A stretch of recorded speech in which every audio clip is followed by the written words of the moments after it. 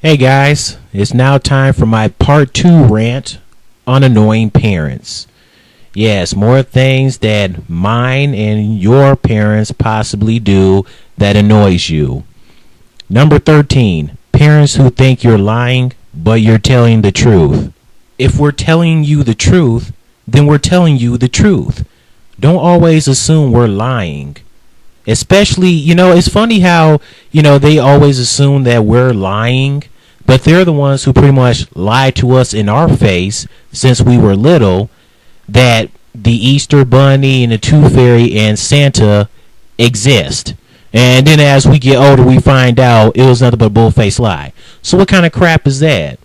Or like this one with this cat right here. My parents accused me of being a liar, so I looked at them in the face and said, Tooth Fairy, Santa, Easter Bunny, and walked away like a boss. Yeah, cat, that's right, you continue walking like a boss. Woo! Unbelievable. Number 14, parents who won't tell you what's for dinner. Sometimes parents don't want to tell you what's for dinner. You'll probably be like, Mom, what's for dinner? And she'll be like, food. And you're like, what kind of food? And then she'll say, the kind you eat. Just tell us what you're making. And they'll probably say that to surprise you. Hey, this isn't a birthday party, so please don't surprise us. How would you feel if we didn't tell you what kind of beverage we're drinking? Hey, D, what you drinking? Juice? What kind of juice? The juice you drink? Bam! What? Now what? Number 15. Parents who wonder when you're going to get a boyfriend or girlfriend. Like they're afraid we're going to be alone forever. We're never alone as long as we have friends and family. So why are you so worried about us getting a boyfriend and girlfriend? And you may have parents who told you that you're never alone because you have friends and family. So if they tell you that, then when it comes to this, why would they say that they're afraid that you're going to be alone forever, but they told you that friends and family will always be together? It's like, what the heck? And if God will one day give us a special someone, then it will happen. Some parents may even try to get you to hook up with someone like a neighbor because they are dead serious or they just want to play around with you. Sometimes my dad will tell me for fun that I should get with my next door neighbor, Riri. She's cute, but I don't want to get with her. She seems like she's ghetto, especially with her and her mother, Miss Marilyn, sometimes driving our driveway to get to their house. Straight up ghetto. Who do you think you are? Plus, she has a son, and her husband and boyfriend probably aren't together anymore due to the fact that she lives with her mother. I never seen the guy come in and out of the house next door. Either way, I don't want to get with a possibly ghetto woman who already has a child. I don't get down with ghetto women, especially when it comes to some, not all, but some black women. It's like, come on, women, we don't want you to be ghetto. I just don't like ghetto women. I don't like ghetto guys. I just don't get down with ghetto people, especially if they know how to talk. They were raised to talk the right way, but they don't have any sense. Seriously? And your parents will probably ask if you're gay if you are still single. Just because we're single doesn't mean we're gay. Come on now. Number 16. Parents who wonder why you're not doing what everybody else is doing. Have your parents ever wondered or asked why you don't have an iPhone, iPod, or laptop like you should get what everyone else has? My dad has asked me so many times if I want to get a new cell phone and why I don't want to get an iPod. And he tells me this over and over again so many times. It's like, why? I told you once again, I don't need a new cell phone. So if I don't need a new cell phone, I don't need a new cell phone. Okay? No more of this. I keep telling him I don't need a new cell phone. I'm perfectly fine with the one I have. Now, if my phone breaks or gets lost or it tends to not work anymore, then that's when I'll get a new cell phone. I'm not interested in iPods and iPhones or a laptop. My dad suggests that I should get a laptop so he'll be able to download his music like I'm always on it. Listen, whenever I'm not on it, that's the time you can go on it. But if I am on the computer, you can just let me know what you want to do, and I'll let you know when I'm done. It's like parents have a little problem and don't understand why we tend to be different. I like myself for who I am. Parents need to accept us for who we are and how different we tend to be. Like we're supposed to be normal. Being normal is boring. That's like parents wondering why you don't like Lil Wayne or Nicki Minaj.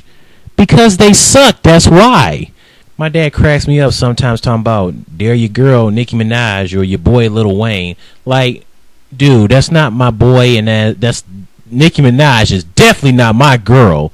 Okay, you have to be actually dope and actually talented and to really have some skills to be my homeboy and homegirl. And Nicki Minaj and Lil Wayne are not. So, cut it out. It's like just accept and appreciate us for who we are. Number 17, parents who say whenever you have children, do your parents, like your mom, especially your mom, at times may assume or think that you'll one day have children because, you know, they had children and stuff like that. And they'll probably say something like, you'll see how hard it is when you have kids. Or once you have kids, the babies will be getting the Easter baskets because it's all about the kids. What if we don't want any kids? What if we don't want any? We don't have to have kids if we don't want to, especially if you told one of your parents you don't want any. It's like, why say that and point that out there? Sure, we may change our minds. That's probably why our parents may say that and hope to have grandchildren. But if we don't, it is what it is. Just let us live our lives, continuing staying black, white, Asian. Just continue staying whatever ethnicity you are and call it a day. Okay? You live your life, I live my life. Capiche? All right. Number 18. Parents who say you're too old to watch cartoons and too old for video games. This one really pisses me off so much.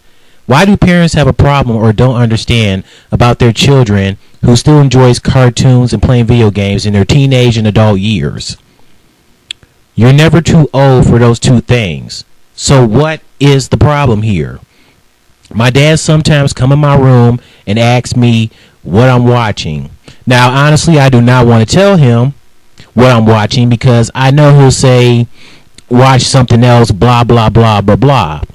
Or when I tell him the name of the cartoon, he'll go, who? What do you mean, who? You're not an owl. I said I'm watching Adventure Time or whatever show I said I was watching. And this was like 3 weeks ago that this happened. After I told him the cartoon I was watching, he said, watch some adult stuff. Really? He knows I watch shows that are not cartoon related.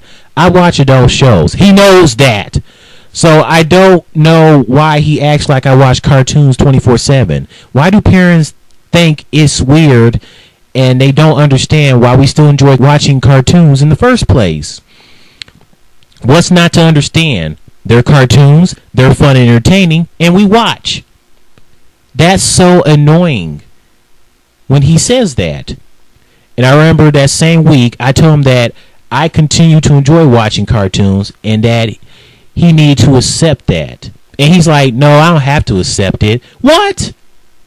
You may be the parent, but if you really love me, then you will love and accept me for who I am and for me still watching cartoons. I will always love watching cartoons and playing video games. You're also never too old to play video games. I don't know why some people think you're too old to be playing video games. I mean, video games helps you to relax and lets your brain malfunction. I think this guy here said it best. One does not simply grow too old for video games, people. Number 19. Parents who say you should know your family members. I'm sure there are a lot of you out there who have family members you never heard of before or don't remember because it's been years since the last time you saw them, especially if you were very little. You'll probably have one of your parents, let's say your mom maybe the most, say, that's sad, you need to know your family. You act like it's my fault. I'm sorry, but it's been years since I saw family members, especially if I haven't seen them since I was little. How am I supposed to remember and know everyone? Maybe if you pull out a family tree, then everything would be hunky-dory. What do you want me to do? Grab a notebook and write a list of family members I have? Don't say it's sad because I don't know who they are. Jeez, Pete. And lastly for today, number 20. Parents who tell the old back in my day stories. I know that drives you to drink. Back in my days, we played outside, not online. Back in my days, parents called your name, not your cell phone. And if you didn't eat what mom cooked, you didn't eat. Yes, I know, I'm freaking old. It's like they say that because whatever they did growing up in their generation, that is totally different in the generation of today in comparison. And I know they do this to give us examples like there was always communication, but with texting existing nowadays, some people probably don't have real communication due to constantly texting 24/7. And it seems like parents think that communication is gone for good in this generation and that it no longer exists. That's not true. It does exist. People still go outside and get fresh air. And just because we go online doesn't mean we're on there all day, every day. There's also parents who may think you're trying to get smart with them.